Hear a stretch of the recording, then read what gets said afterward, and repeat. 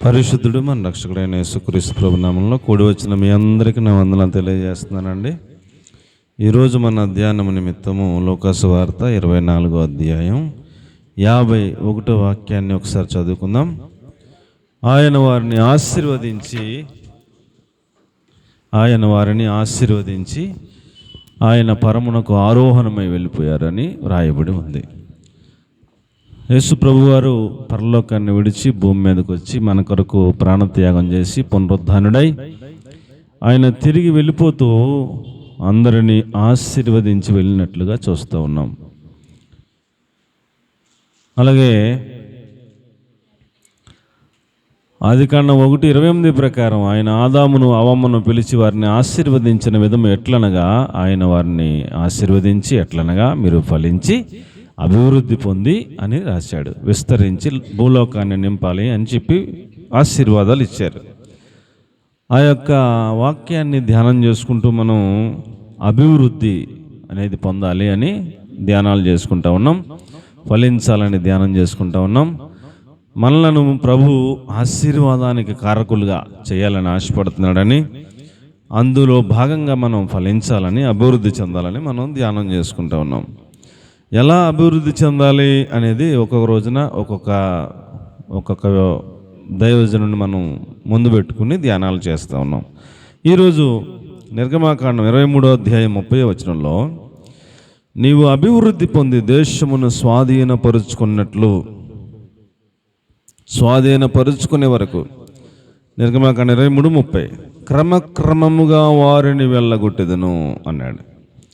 ఏమండి, అభివృద్ధి పొందటం ఎలాగంటే ఒక్క రాత్రిలో జరగదండి.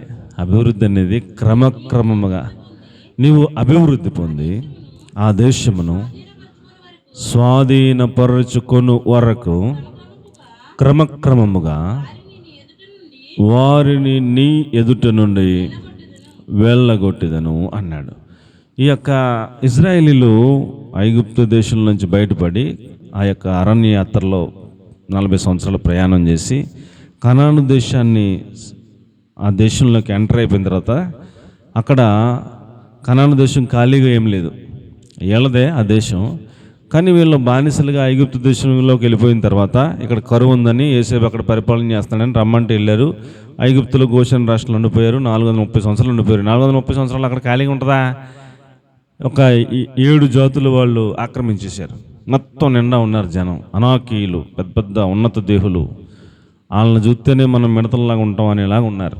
ఇప్పుడు వాళ్ళందరి మీద యుద్ధం చేయాలి. ఈ యుద్ధం చేసి మొత్తం దేశాన్ని ఏం చేయాలి? స్వాధీనపరుచుకోవాలి. ఇప్పుడు నీవు అభివృద్ధి పొందాలంటే, నీవు అభివృద్ధి పొంది ఆ దేశంలో ఎంటర్ అయ్యారు కదా, ఆ దేశంలో మీరు అభివృద్ధి పొందుతూ ఆ దేశమును స్వాధీనపరుచుకునే వరకు, అంటే ముందు ఒక మూల ఎంటర్ అయ్యారు. అక్కడ ఉన్నటువంటి ఒక 7 ఉన్నాయి కదా, 7 ఉన్నారు కదా శత్రువులు, వాళ్ళని ఒకళ్ళ మీద దండయాత్ర మొదలుపెట్టారు. ఈ 7 జాతుల వారిలో 31 మంది రాజులు ఉన్నారు. ఎంతమంది అండి? 31 మంది రాజులు ఉన్నారు. ఒక రాజు మీదకి దండయాత్రకి వెళ్ళారు. వెళ్ళినప్పుడు ఆ రాజుని జయించి దాన్ని స్వాధీనపరుచుకున్నారు. ఇంకెంతమంది ఉన్నారు? 30 మంది ఉన్నారు. ఈ 30 మందిని ఒకళ్ళ తర్వాత ఒకళ్ళని వీళ్ళందరినీ స్వాధీనపరుచుకునే వరకు క్రమక్రమముగా వారిని నేను వెళ్ళగొడతా ఉంటాను. వెంటనే వెళ్ళిన రోజునే అయిపోవాలి, అలా కాదు. ఒకళ్ళు టార్గెట్ పెట్టుకో, అది జయించిన తర్వాత ఇంకొకళ్ళని టార్గెట్ పెట్టుకో. ఈ రకంగా అభివృద్ధి అనేది జరుగుతుంది అని చెప్పాడు. మనకు కూడా శత్రువులు చాలామంది ఉన్నారనుకోండి, ప్రభు రాత్రికడ మొత్తం అందరినీ కూడా తీసేయి, అలా కాదు. నువ్వు అభివృద్ధి అవుతూ ఉంటావు. క్రమక్రమంగా ఒక్కొక్కరిని తప్పిస్తుంటాడు ఆయన. ఇప్పుడు శత్రువు ఎందుకు ఉండాలంటే మన అభివృద్ధిని చూస్తాక ఉండాలి వాళ్ళు, మన అభివృద్ధిని చూడటానికి ఉండాలి వాళ్ళు. లేకపోతే మన అభివృద్ధిని ఎవరు చూస్తారా అండి? శత్రువులు ఎదుట నీవు నాకు భోజనము సిద్ధపరిచితం అంటాడు కీర్తనాకారుడు. అండ్ భోజనం ఎవరు ఎదుట సిద్ధపరచాలా? ఈడు భోజనం చేయటమా, ఈడు మొత్తం నాశనం అయిపోవాలని ఆడు కంకణం కట్టుకుని ప్లానింగ్ ఎత్తాడు, మొత్తం అంతా వర్కౌట్ చేస్తాడు. అండి ఆడు ఎదురుకుండానే పలావ పెడతాడు దేవుడు మనకి, మనం తింటూ ఉంటాడు చూస్తుండాలా.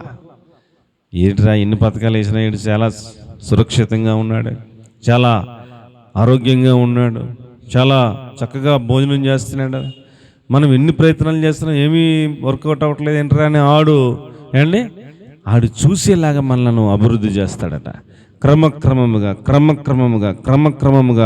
వాళ్ళందరినీ నేను వెళ్ళగొట్టేసి నిన్ను అభివృద్ధి చేస్తానన్నాడు. దేవునికి స్తోత్రం కలుగునుగాక.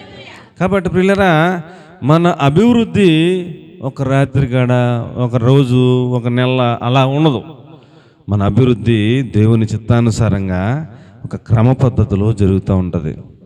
ఆయన అభివృద్ధి చేసేదాకా దీన మనస్కులే ఉండటం నేర్చుకోవాలి.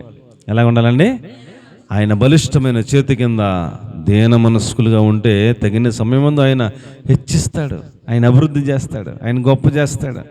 అది ఎప్పుడు ఇవ్వాలి అప్పుడు ఇస్తాడు ఆయన. మనం కంగారు పడిపోతే అవదు, పని అవదు. కాబట్టి మనలో ప్రతి ఒక్కరిని ఆయన అభివృద్ధి చేస్తారు. ఆయన అభివృద్ధి చేసే వరకు మనం ఏం చేయాలండి? ఆయన బలిష్టమైన చేతి కింద దీన మనస్కులై ఉండాలి. చాలామంది ఉంటారు, ఈయన్ని పైకి రానివ్వకుండా తొక్కేయాలి, ఈయన్ని కాదు ఇంకొకరిని పెట్టాలి, పేరు రాకుండా అనగదొక్కేయాలి, అసలు మొత్తం అడ్రస్ లేకుండా చేసేయాలి. ఉంటారు, మంది బ్యాచ్ ఉంటారు.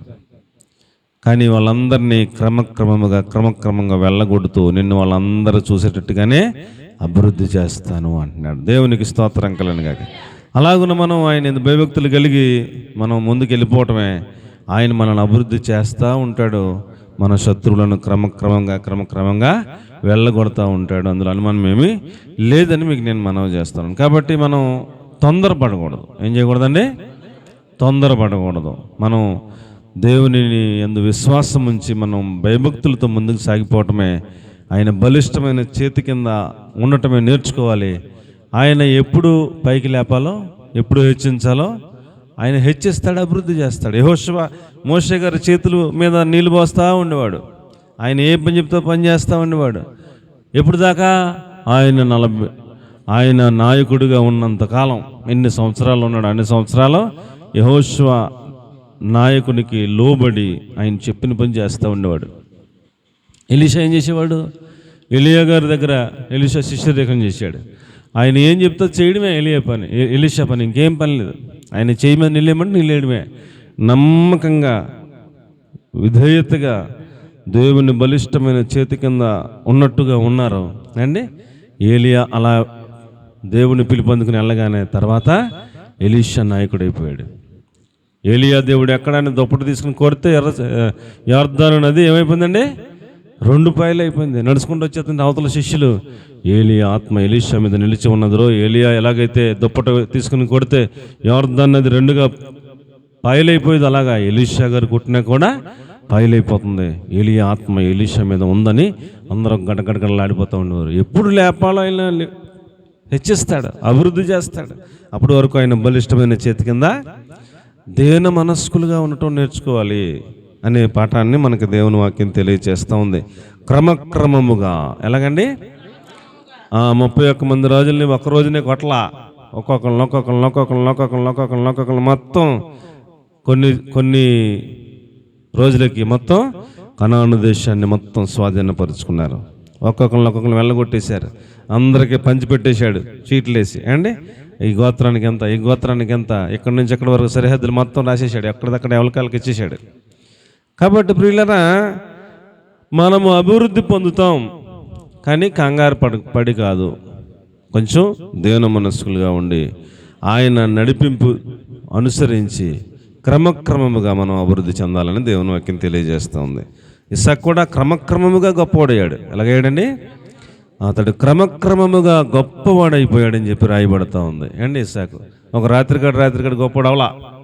కాబట్టి ప్రియులరా, ద్వితీయోపదేశకాండం 6వ అధ్యాయం 3వ వచనంలో మీరైనా నేనైనా మనలో ఎవరమైనా అభివృద్ధి పొందాలంటే ఆయన ధర్మమంతయు, ఆయన కట్టడలను, ఆయన విధులను గైకుంటే మనం అభివృద్ధి అవుతాం అన్నాడు. ద్వితీయోపదేశకాండం 6వ అధ్యాయం 3వ వచనం. కాబట్టి ఇశ్రాయేలు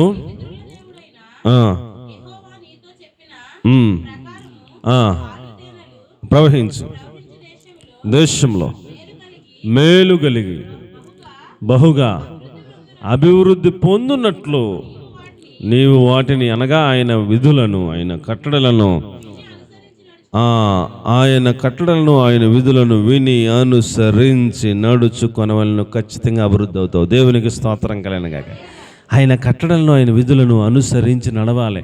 అప్పుడు ఖచ్చితంగా అభివృద్ధి అవుతాం. అందులో అనుమానమేమీ లేదని మనం చేస్తూ ఉన్నాను. ఆయన కట్టడలు వినాలి, ఆయన ఆజ్ఞలు పాటించాలి, ఆయన విధులను అనుసరించాలి. ఆ పాటి భయభక్తులుంటే ఖచ్చితంగా అభివృద్ధి చేస్తాడు మనల్ని. ఏమండి, పెద్ద పెద్ద డాక్టర్లు పెద్ద పెద్ద డాక్టర్లు 3-4 సందర్శనలు కట్టిన హాస్పిటల్స్ పెట్టిన డాక్టర్లు, దేవుని యందు భయభక్తులు కలిగిన డాక్టర్లు కొంతమంది ఉన్నారు. చాలా భయభక్తులు కలిగి ఉంటారు వాళ్ళు. ఒకసారి అసోసియేషన్కి ఒక డాక్టర్ గారు వచ్చారు. ఆయనకు హాస్పిటల్ రాజమండ్రిలో ఉంది, పెద్ద హాస్పిటల్. ఆయన వాక్యం చెప్పాడు, చాలా అద్భుతంగా చెప్పాడు ఆయన వాక్యం. దేవుని యందు భయభక్తులు కలిగిన వాళ్ళు ఉన్నారు, పెద్ద పెద్దలు ఉన్నారు.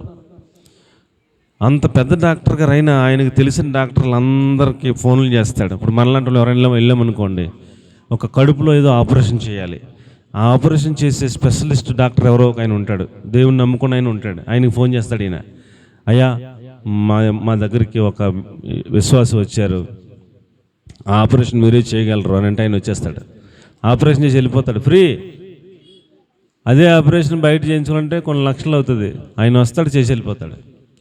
అలాగ ఎన్నో వైద్య సేవలు చేస్తున్నారు దేవుని నమ్ముకున్న వాళ్ళు, భయభక్తులు కలిగిన వారు. చీరాల్లో నోవా అని ఒక ఆయన ఉంటాడు, డాక్టర్ గారు. 10 రూపాయలు ఎంత చీటీ, 10 రూపాయలు డాక్టర్ గారు అంటారు ఆయన్ని. ఎటువంటి వైద్యమైనా చేస్తుంటాడు. మంచి మంచి భయభక్తులు కలిగిన వారు ఉన్నారు, పెద్ద పెద్దోళ్ళు. అండి, ఆ యొక్క విధులను, కట్టడలను, ఆజ్ఞలను పాటిస్తూ ఉంటారు, భయభక్తులు కలిగి ఉంటారు, అభివృద్ధి అయిపోతూ ఉంటారు. దేవునికి స్తోత్రం కలగనగాక. మనం అసలు భయభక్తులు లేకుండా, ఆయన విధులను పాటించకుండా, ఆయన కట్టడలను పాటించకుండా నేను అభివృద్ధి అవుతలేదు ఎలాగవుతాం? అభివృద్ధి అవ్వం. విశ్వాసం ఉండాలి, దేవుని యందు భయభక్తులు ఉండాలి, దైవ సేవకుని మాట వినాలి. ఇవన్నీ ఉంటాయి. అభివృద్ధికి చాలా కారణాలు ఉంటాయి. మనం దేంట్లో విఫలమైన అభివృద్ధిని పొందలేము. ఎంత కొట్టుకుని అక్కడే ఉంటాం.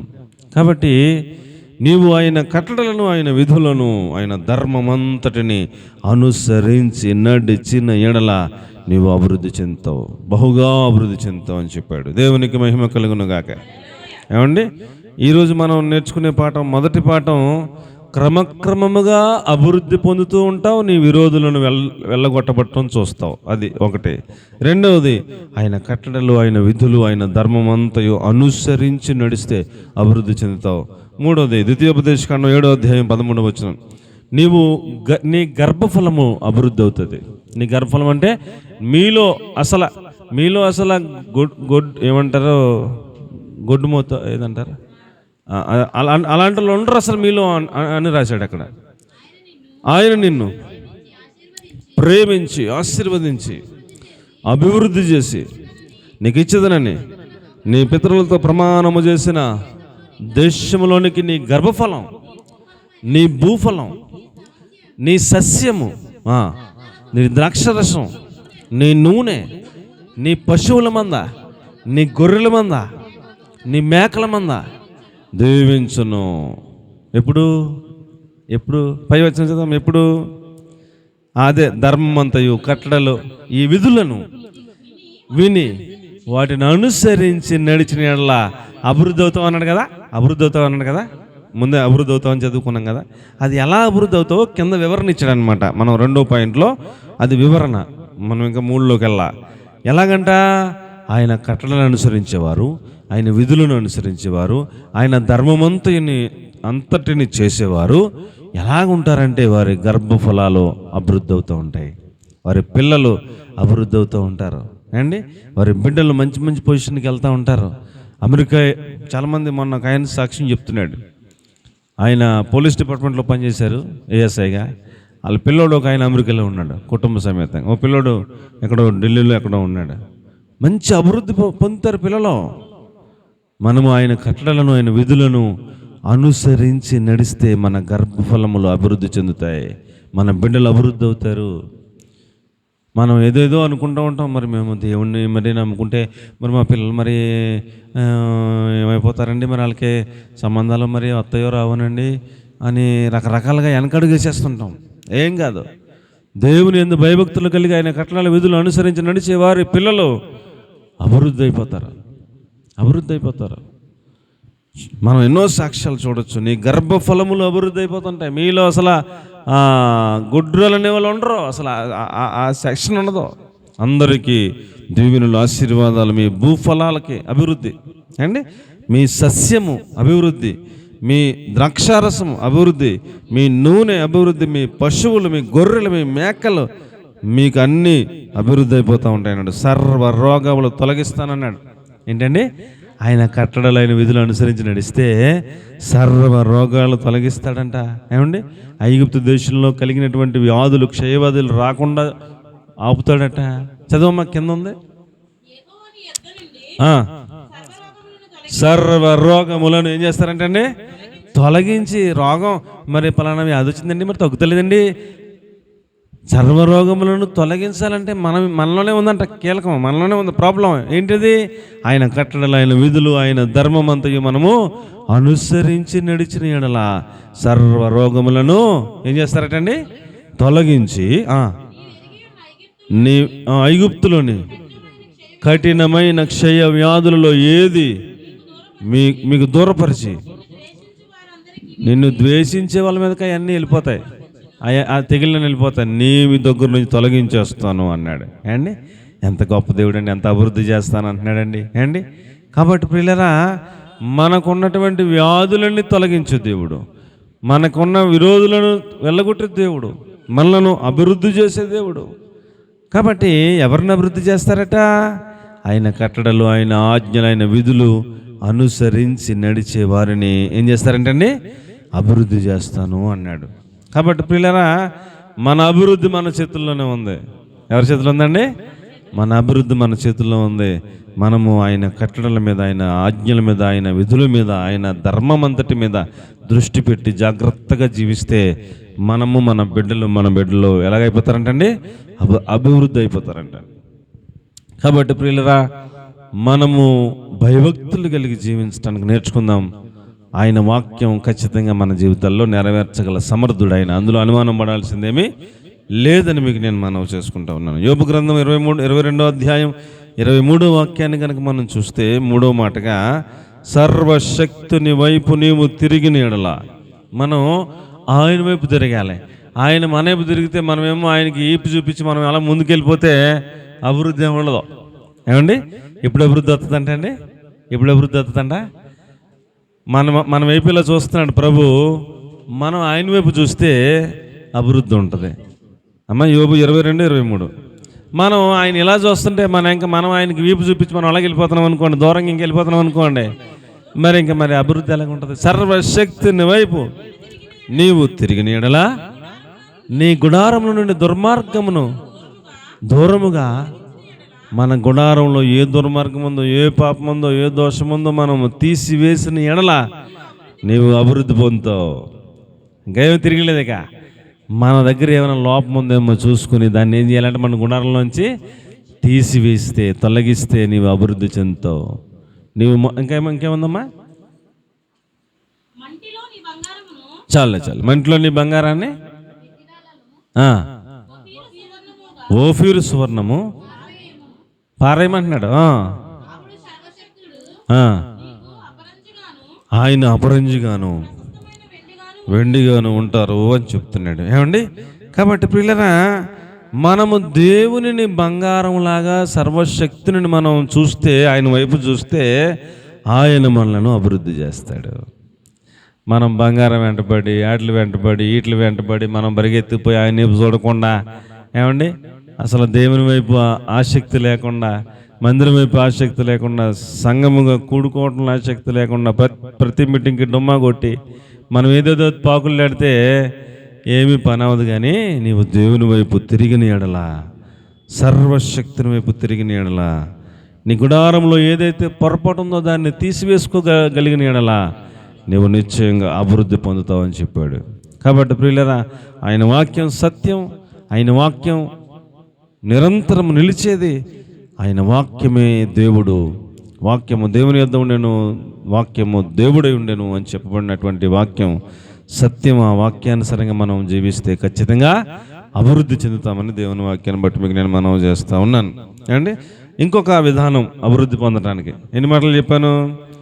క్రమక్రమముగా అభివృద్ధి పొందుతావు. నీ శత్రువులు ఏమండి స్వాధీనపరుచుకుంటూ ఉంటావు, శత్రువులను వెళ్ళగొడతా ఉంటాడు దేవుడు, అలాగ అభివృద్ధి చెందుతావు. తర్వాత ఆయన కట్టడలు విధులు ఆయన ధర్మమంతా అనుసరిస్తే నీ పశువులు, నీ యొక్క సస్యం, నీ యొక్క భూఫలం, నీ గర్భఫలం, నీ గొర్రెలు, నీ మేకలు ఏమండి సర్వ రోగముల నుంచి విడుదల, అన్ని విధాల అభివృద్ధిని నీవు చూస్తావని చెప్పాడు. తర్వాత ఆయన సర్వశక్తిని వైపు నీవు తిరిగితే, ఆయనే నీకు బంగారం అయిపోతే, ఆయనే నీకు అపరంజి అయిపోతే, అలాగా ఆయనను నీవు కోరుకుంటే, ఆయన వైపు నీవు అంత శ్రద్ధగా బంగారాన్ని వెతుక్కున్నట్టు, అపరంజిని వెతుక్కున్నట్టు దేవుని వెతికి ఆయనకి సమయం ఇస్తే నిన్ను ఆశీర్వదిస్తాడని దేవుని వాక్యం తెలియజేస్తా ఉంది. నీ దుర్మార్గమును గుడారం నుంచి తీసేస్తే నీవు అభివృద్ధి అవుతావు అని చెప్తున్నాడు. అలాగే ఇంకొక విధానం ఏమిటంటే సామెతల గ్రంథం 11వ అధ్యాయం 24వ వచనంలో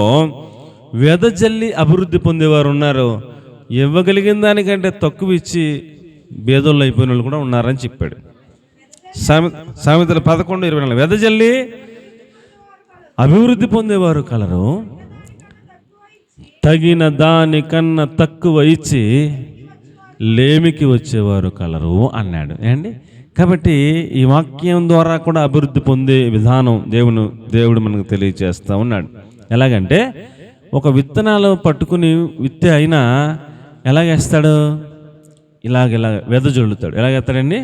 భూమి మీద ఎలాగేస్తాడు? వెదజల్లుతాడు. ఇలాగ వెదజల్లుకుంటూ వెళ్తాడు భూమి మీద. అలాగా ఒక్కొక్కరు మనస్తత్వం అలా వెదజల్లేటట్టు ఉంటుందంట. ఒక్కొక్కరు మనస్తత్వం ఇవ్వగలిగిన దానికన్నా తక్కువ ఇచ్చి లేమికి వచ్చేస్తారంట. అంటే ఏమి లేనుడు కింద మారిపోతారనమాట. ఆయన ఇవ్వగలిగినంత స్తోమత ఉంటుంది, కానీ ఎవడో ఒక చాలామందిని చూస్తుంటాను నేను.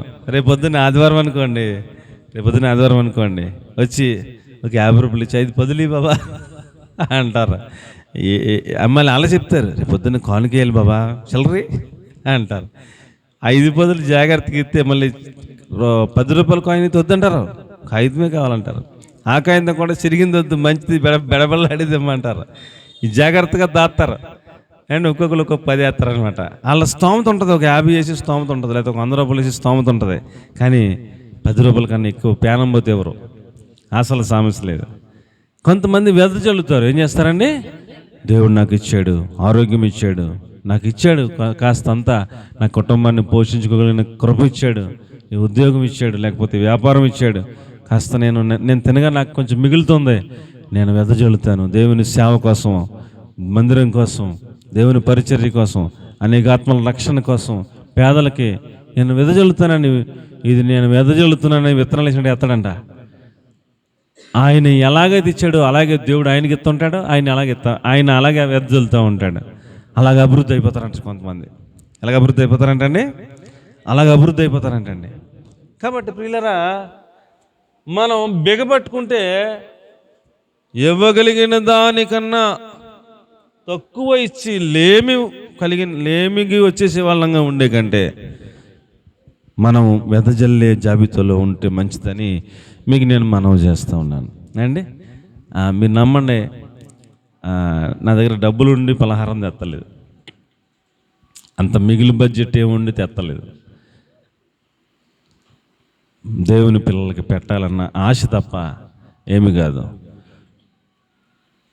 చాలా కొన్ని కార్యక్రమాలు చేస్తుంటాం ఉండి కాదు, దేవుని పని చెయ్యాలి, వాక్యాన్ని నెరవేర్చాలి అని. ఇవన్నీ చేయగలిగినంత స్తోమత ఉండి కాదు, కానీ చెయ్యాలి, వాక్యం మనం నెరవేర్చాలి అన్న ఒక ఆశ, ప్రభువా ఇంకా చేసే కృప ప్రభువా అని అలాగా ఆశపడుతూ ఉంటాం అండి. నేనైతే ఈ బాక్స్ కొనలేను, నా వల్ల కాదు, ఈ బాక్స్ నేను కొనలేను. ఇక్కడ ఎప్పుడు 15 సంవత్సరాల నుంచి చిన్న బాక్స్ ఉంది కదండి, ఆ బాక్సే ఉండేది. దీనికన్నా ఇంకో కొంచెం పెద్దది ఉండేది. ఆ రెండే మీరు వచ్చిన వాళ్ళు అందరికీ పాత వాళ్ళకి తెలుసు. ఇది చిన్నదే, దాని పక్కన ఇంకోటి చిన్నది ఉండేది, దీనికన్నా పెద్దది. ఆ రెండుతోనే నడిపించేసాం 15 ఏళ్ళ నుంచి. ఈ బాక్స్ ఒక్కటే 8,000 రూపాయలు. నేను చేయించలేను. ఒక ఆయన ఫోన్పే చేశాడు.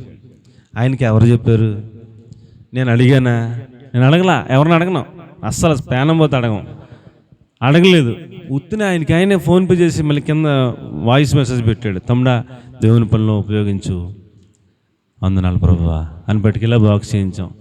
జగనన్న కాలనీలో వెళ్ళిపోతున్నాం, ఫ్యామిలీకి వెళ్ళిపోయి ప్రార్థన జరిపించుకొని వచ్చేస్తున్నాం. ఇలా కూడా లేదు సౌండ్ సిస్టమ్, యాంప్లిఫైర్ కూడా లేదు, ఏమీ లేవు. వెళ్ళిపోతాం, చేసుకుంటాం, వచ్చేస్తాం. ఎవరికైతే వెళ్ళినట్టు వచ్చినట్టు వెళ్దాం. కనీసం ఆ ఈదుల వాళ్ళు కూడా ఏమి వినపడదు. మెగాఫోన్ పట్టుకెళ్ళేవాడిని పాతది, ఎప్పుడుదో అది పాడైపోయింది, పక్కన పెట్టేసాం. మా తమ్ముడి దగ్గర ఇంకో మెగాఫోన్ ఉంది. ప్రతిసారి అక్కడికి ఇంటికి వెళ్ళి తీసుకుని అక్కడికి వెళ్ళి మళ్ళీ తెచ్చి మళ్ళీ అప్పచెప్పి ఒక 2-3 వారాలు 4 వారాలు అలా తిప్పలు పడ్డాను. ప్రభువా ఏదో ఒక సౌండ్ కావాలి ప్రభువా అని ప్రార్థన చేస్తే ఇంకొక ఆయన ఫోన్పే చేశాడు. నేను అడగలా, ఆయన 5,000 వేశాడు ఫోన్పే చేస్తే ఈ యాంప్లిఫైర్ అక్కడికి ఎంత పెద్దది కదా కానీ చిన్న యాంప్లిఫైర్. అది ఒక ఆయన కొనుక్కుని అటేపు గూడెం ఏరియా ఏదో ఊరు త్యాజంపూడి ఏదో పేరు ఉంది, ఆ ఊరు నుంచి పెట్టాడు, 5,00,000లో పెట్టాడు యాంప్లిఫైర్ అమ్మేస్తానని. ఫోన్ నెంబర్ పెట్టమని పెట్టాడు. మాట్లాడితే 6,000కి ఇస్తా ఒప్పుకున్నాడు. 5,000 ఆయన ఫోన్పే చేశాడు. ఒక 1,000 రూపాయలు నా జేబులో కలుపుకొని వాళ్ళ ఊరు వెళితే కొత్తదండి యాంప్లిఫైర్, కొత్తదే. ఆయన కొనుక్కున్నాడు. ఆయన ఏదో ప్యాడ్ వాయించుకుంటాడంట, అది వాయించుకున్న దానికి ఉపయోగపడదని కొనుక్కున్నాడు. ఇప్పుడు ఆయన ఇంకా మంచిది కొనుక్కుంటాకి ఇది వద్దని తీసేస్తున్నాడు. ఈ డబ్బులు తీసి కొన్ని డబ్బులు వేసుకొని ఇంకా మంచిది ఏదో కొనుక్కుంటాడంట. అన్ని పని చేతలేదని చూసుకుని తెచ్చేసుకుంటే చక్కగా పని చేస్తుంది. అది కొత్తదే, దానికి ఉన్న ట్యాగ్ కూడా తీలా. ఎంత గొప్ప దేవుడు ఆయన. అక్కడ యాంప్లిఫైర్ పెట్టుకుని ఇక్కడ ఉన్న బాక్స్ అటుకెళ్ళి అక్కడ పెట్టేసి ఈ బాక్స్ తయారు చేయించాం అనమాట. ఇది కూడా దేవుని పిల్లలు ఎవరో వేసిన ఫోన్పే ద్వారా వచ్చింది. అది కూడా యాంప్లిఫైర్ ఫోన్పే ఇస్తే వచ్చింది. దేవుడికి మనం ఎత్తా ఉంటే ఆయన మనకి ఏమో ఎవరో ఎత్తుంటారు. ఎవరిలో మనకి సంబంధం ఉండదు, మనం అడగం. వెదజల్లి అభివృద్ధి పొందేవారు కలరు. దేవునికి స్తోత్రం కలిగిన ఇవ్వగలిగి ఉండి బిగబట్టుకునే వాళ్ళు కలరు, లేమికి వచ్చేసే వాళ్ళు కలరు. ఇది సిస్టమ్, విధానం ఇది. కాబట్టి మనం ఇవ్వగలిగిన దానికంటే తక్కువ ఇచ్చి లేమికి వచ్చేసి బ్యాచ్లు ఉంటామా, లేకపోతే వెదజల్లి మనకు ఉన్నదాన్ని దేవుని కోసం వెదజల్లి బ్యాచ్లో ఉంటామనేది మనం అభివృద్ధిని బేస్ చేసుకుని ఉంటుంది. మనం ఇచ్చేదాన్ని బట్టి మన అభివృద్ధి ఉంటుంది. కాబట్టి ప్రియులరా, మనం వెదజల్లే బ్యాచ్లో ఉంటే ఈయుడి మీకు ఇవ్వబడును. సూత్రం ఎలాగండి? ఈయుడి మీకు ఇవ్వబడును. అదే యేసుప్రభువే చెప్పారు. మీరు చేత్తో ఎత్తా ఉండండి, ఆయన చేత్తో ఆయన ఎత్తాడు. మన చేత్తో ఎత్తి ఎంత ఎత్తాం? మన చేత్తో ఎత్తి ఎంత ఎత్తాం? ఒక 50 ఎత్తాం, ఒక 100 ఎత్తాం అండి, లేదా ఒక 500 ఎత్తాం మన చేత్తో. దేవుడి చేతి ఎత్తి ఎంత ఎత్తాడు? నేను 500 ఎత్తాను, ఆయన 8,000 5,000 ఎత్తాడు. తేడా అది. ఆయన చేతి ఆయన ఎత్తాడు, మన చేతి మనం ఎత్తే. అలాగా మనం వెదజల్లటం నేర్చుకుంటే అభివృద్ధి అవుతూ ఉంటాం. దేవునికి స్తోత్రం కలుగును గాక.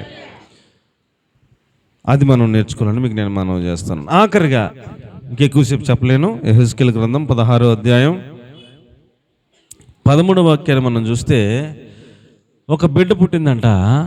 ఆ బిడ్డ రక్తంలో పొర్లాడుతూ ఉందంట. ఎలాగండి?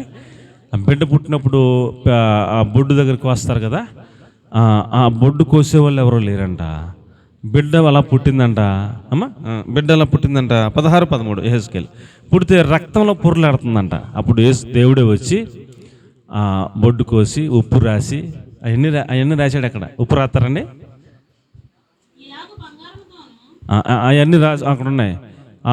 ఆ రక్తంలో ఉన్న బిడ్డను శుద్ధి చేసి ఆ బిడ్డను ఎదిగేదాకా సంరక్షించి ఎదిగిన తర్వాత ఆమెకు గోధుమలతో ఆహారం పెట్టాడంట. ఆయనే గోధుమలతో ఆహారం పెట్టి అండి తేనె ఇచ్చాడంట. ఆ బిడ్డకి ఏమి ఇచ్చాడంట అండి? తేనె ఇచ్చాడంట. మంచి ఆహారం అంట. తేనె గోధుమలతో ఆ బిడ్డ ఏమండి పెరిగి పెద్ద అయిందంట. ఆభరణ భూషితురాలైందంట. అండి పెళ్ళికి వయసు వచ్చిందంట.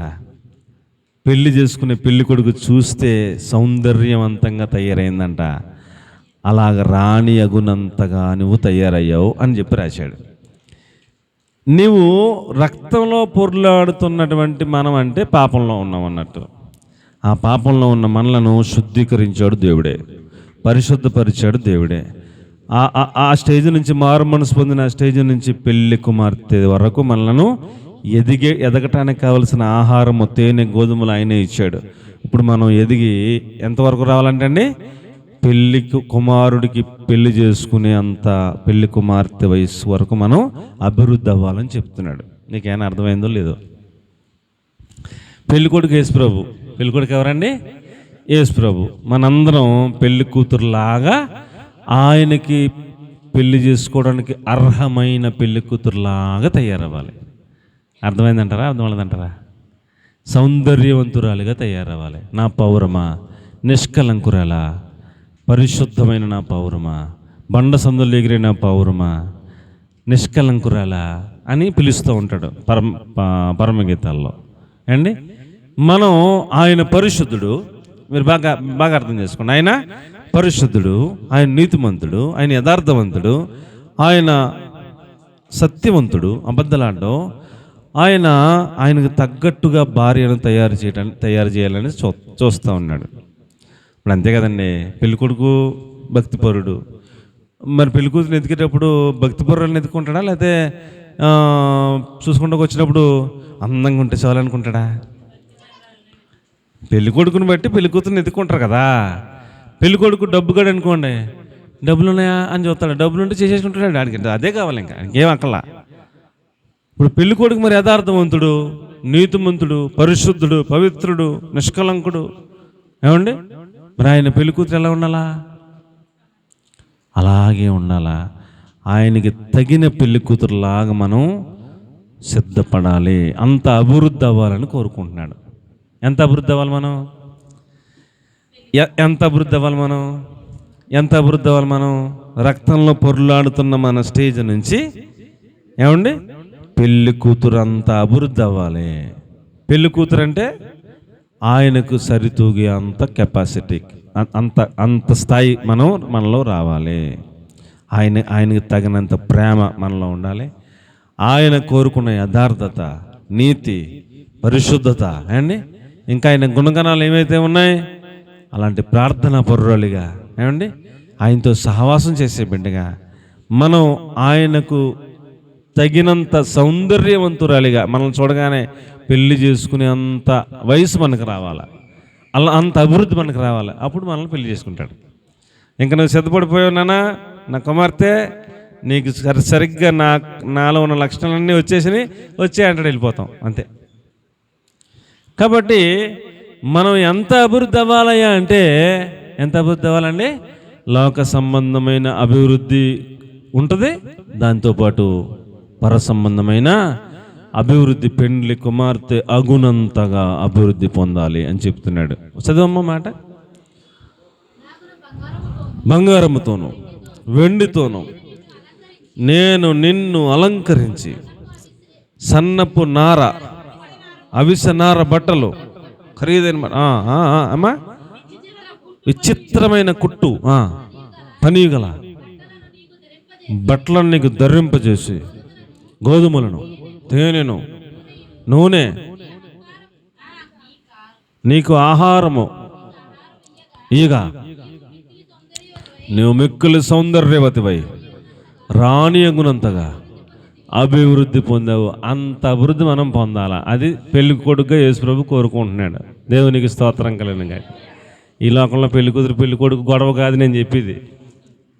మీకేమైనా అర్థమైందో లేదో? ఈ లోకంలో పెళ్లి కూతురు పెళ్లి కొడుకు, ఈ లోకంలో పెళ్లి గొడవ కాదు నేను చెప్పేది. ఆయన పర సంబంధమైన దేవాది దేవుడు. ఆయనకి ఇష్టమగునంత పెళ్లి కూతురుగా అంత అభివృద్ధి మనం చెందాలి. ఆయనకి ఇష్టమైపోతే తీసుకెళ్ళిపోతాడు, ఎవరు ఇష్టమైతే వాళ్ళని తీసిపోతాడు అండి. కాబట్టి మనం అంత అభివృద్ధి అవ్వాలని ఆయన కోరుకుని మన కోసం ప్రాణం పెట్టారు. ఎందుకు పెట్టారండి ప్రాణం? ఆయన ప్రాణం ఎందుకు పెట్టారు? మనము ఆయనకు తగినట్టుగా అంత సౌందర్యవంతురాలైన భార్యగా మనలను సిద్ధపరచాలని ఆయన మన కోసం ప్రాణం పెట్టారు. అది అర్థమైన మనం ఏండి ఆయనకు తగిన భార్యగా మనం సిద్ధపరచుకోవటమే అభివృద్ధి. అర్థమైనంత దేవునికి స్తోత్రం. ఆయనకు సరితూగగలిగిన భార్యగా, సౌందర్యవంతురాలిగా మనలను ఎత్తబడి వధువు సంఘముగా ప్రభు పరిశుద్ధాత్మ దేవుడు సిద్ధపరచును గాక. అంత అభివృద్ధిని మనకు అనుగ్రహించును గాక.